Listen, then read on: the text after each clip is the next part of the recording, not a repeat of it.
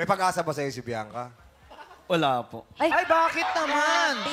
Wait lang, bakit naman wala? Kahit ako manligaw sa'yo? Oo. If manligaw ka man, may pila po eh. So kukuha ka pa ng number sa likuran. Ay! Pangilan na ba yung number? Grabe!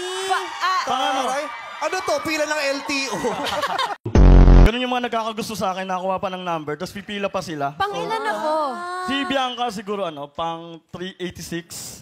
386? 386. Dami naman. Sige, pero pwede po kitang i-backer. Ako na lang, isisingit na lang kita sa pangalawa. Anong maipagmamalaki mo sa mundo? Itsura, wala nang ibang sagot. One of my assets sa face ko is ngipin. Ngipin? Patingin.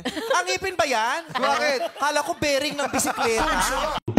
Magkano yung panada nyo? 49 pesos isa po. Pag gusto niyong bumili, punta kayo 999 Mall, Caloocan. Nakapag-promote. Tamang-tama. Paano mo binibenta yun? Halimbawa, Yes, ayan, ito yung TV, bebenta mo, ikaw yung endorser. Paano mo binibenta? Panada. Ako hindi. Naka-display lang yung face ko doon. So, attracted na siya. Yung face. Yung Facebook. Oo, lalapit na sila. Sa'yo, no? VIP. Pero ito, totoong tanong ha. Marami kang naging girlfriends o mangilan-ngilan lang? Ano lang, dalawa pa lang po. Dalawa? Opo. Seryosong relasyon yan? Seryoso? Matagalan? Di naman. Hindi, months lang. Months. Ay, ba't mabilis lang? Ba't mabilis? Nagsasawa ako agad. Ay! Wow! Honest siya, no? Ang bilis na nagsawa ko. Di ba? Kahit ikaw natawa sa kalokohan.